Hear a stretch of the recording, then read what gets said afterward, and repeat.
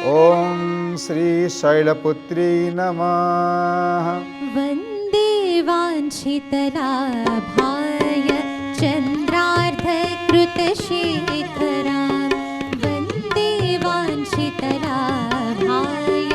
चन्द्रार्धकृतशेखरां वृषारूढां शूलधरां शैलपुत्रीं यशस्विनीं वृषारूढां शूलधरां शैलपुत्रीं यशस्विनीं शैलपुत्रीं यशस्विनीं शैलपुत्रीं यशस्विनीं। सबु किछि देई पारंती, जहा बांछा करिवे ताहा पाइबे।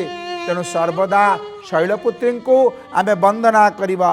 ऐगिरि नन्दिनि नन्दित मेदिनि विश्वविनोदिनि नन्दिनुते गिरिवर विन्ध्य शिरोदिनि वासिनि विष्णुविलासिनि जिष्णुनुते भगवति हेशिति कण्ठ कुटुम्ब